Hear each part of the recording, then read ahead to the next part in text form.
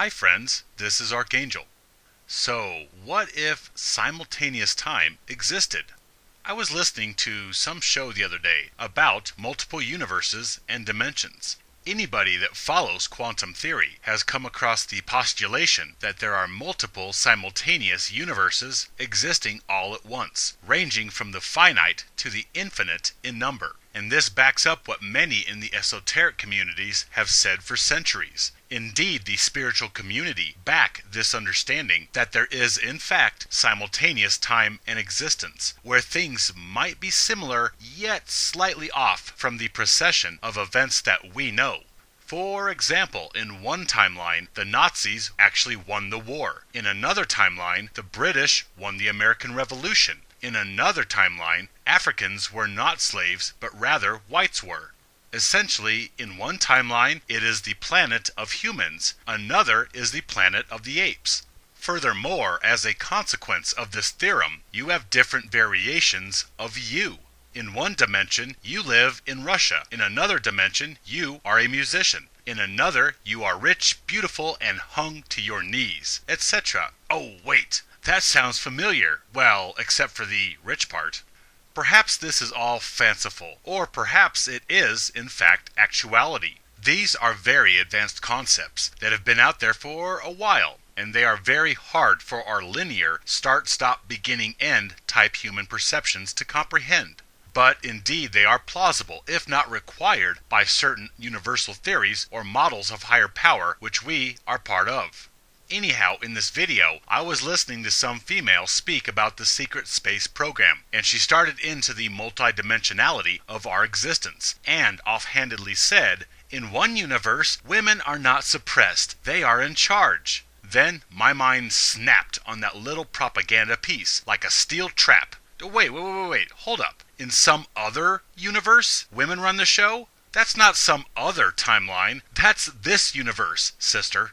Furthermore, some postulate that we can jump timelines, so that one of your alternate selves in another timeline learns a trait, the violin, for example, and then you, in this timeline, have access to the skills of your alternate, so that you could pick up the violin and simply have an uncanny knack for playing it, not knowing where this came from. Now, whether females have always ruled here, or whether timelines have crossed, and we merged into the female supremacy timeline and dimension, whatever happened, ladies, rejoice! We are in the universe timeline where you are living deities, where males are your drooling slaves, where you rule mate selection, relationships, social interactions. Nearly everything is tilted in your favor. What is with these marches? You run the show here. You are in charge. You are exalted. This is your timeline, and males can see that, which is why many males are walking away from you and your society, while others are killing themselves to escape this place that hates males. You see, there is a saying, the greatest trick the devil ever pulled was convincing the world she didn't exist. I say she because throughout various lore and conspiracy, the devil is found to be in league with or influencing those who run the show on Earth. And so, one eventually realizes that the greatest trick females ever pulled was convincing the world that they were oppressed victims, rather than the dictators over men in this realm. There is not some other universe where females rule. It is not some distant other dimension where females are exalted. It's this existence, this timeline that we all share, is where females are actually in charge. Females are in charge of offspring. Females are in charge of courtship rituals. Females are in charge of males through manipulation, and thus females are in charge of this realm. Hello, females are exalted and privileged. Males are devalued and expendable. Who again is exalted? Not males.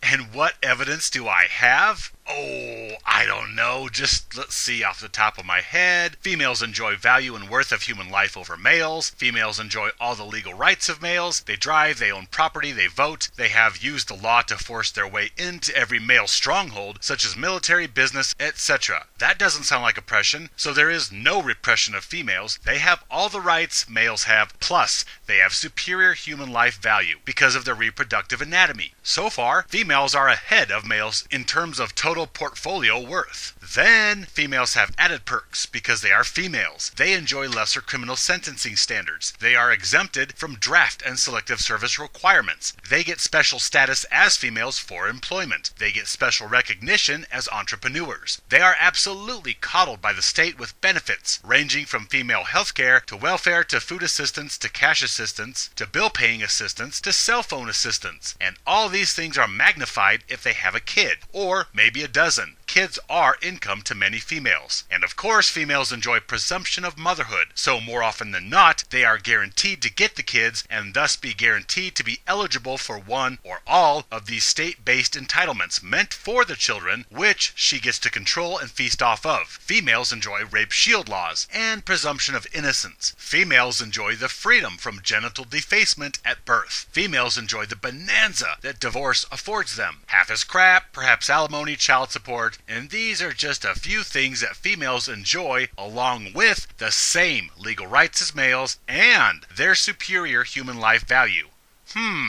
Then there are social perks. Females want chivalry, doors open, dates paid for, flat tires changed. Females can mock or even strike a male without consequence, since we brainwash everyone not to hit females. And if a male does strike back, white knights step in to spare her the consequences of her actions. Females enjoy the encouraged practice of artificially selling themselves with makeup, heels, padded underwear, or push-up bras. They can play the victim card, the sex card, the motherhood card in order to get what they want in any situation. They can besmirch and criticize all day long. Yet, if you criticize them, it's harassment.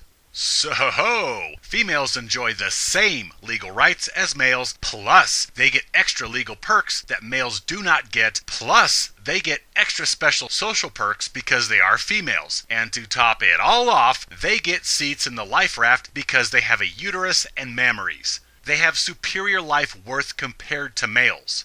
Wow, it sounds like females are running this planet, this timeline. The only thing left to do is take corporate and governmental visibility, meaning that females want to be the faces of government or corporation. They only need to be seen in these positions. That's all females have left to take. Visibility, because they already run things. Look at everything they have over males. Males are their puppets, and they have used males to get what they want. All that is left for females is to take all male accomplishments and put shock collars around their necks.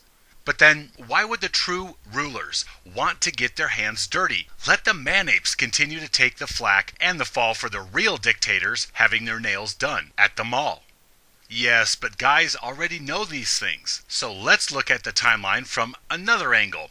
If we were in a place where females were visibly in charge, where females dominated government and industry, where females made the majority of the labor force, and females thus paid the majority of the taxes, a place where males were granted special status in business ownership or employment seeking because of their sex, if males were granted insane settlements and child support in divorce cases, if males could physically strike or attack a female and then have ambient females rush in to defend him from harm. If males could augment their appearance with all kind of artificial colors or heels or padded underwear and sell themselves to females, and when females saw them without all this crap on and cried foul, then guys could say they were selfish pigs who objectified them as superficial toys and did not care about them for who they are. If guys could get all out of shape and go on dude walks where they demanded more coddling and pampering, a place where the mainstream media encouraged dudes to be nasty and gluttonous BBMs, big beautiful men. If males were given equal rights to women, plus societal courtesies, like having their doors opened, dates and bills paid, having chicks carry males' groceries, and snake their toilets clogged with male hygiene tissues, a place where females were the majority of the innovation, discovery, and intellectual expansion, yet guys came in and usurped all the female accomplishments and claimed they were better, smarter, and faster, a place where males confiscated female accomplishment with sayings like, "Behind every good woman, there is a better man."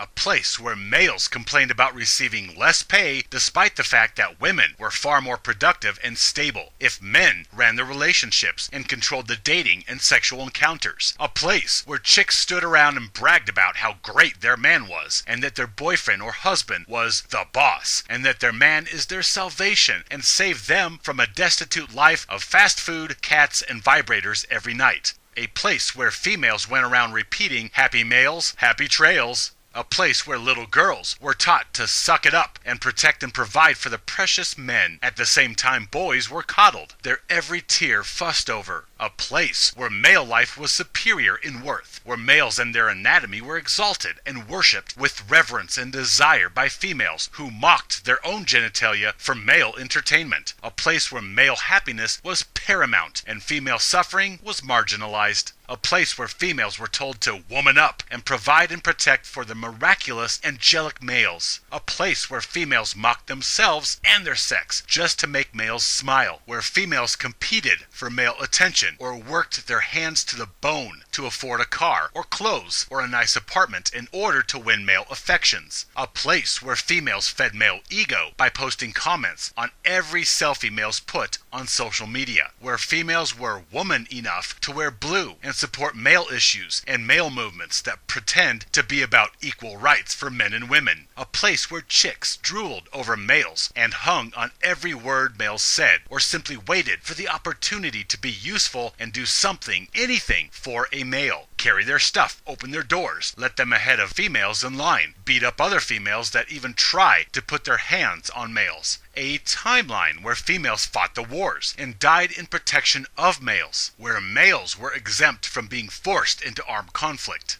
If we inhabited a place that in any way resembled this, where males could do no wrong, and if they did, it was the fault of a female somewhere that influenced them. If we were in this place, then yes, we could reasonably assert that existence, that timeline, as female abusive, female oppressive. But we all know the opposite is reality. The opposite is where we live. Yeah, in another timeline, another existence, females are not oppressed. They run things. Are you freaking kidding me? That's this timeline. I'm so sorry to report, but we are in the timeline where females are exalted, females are coddled, females are in charge. Now, I wonder, the timeline where males are truly loved and cared for? What would that be like? My friends, do not fall for the propaganda. Stand with me, live free.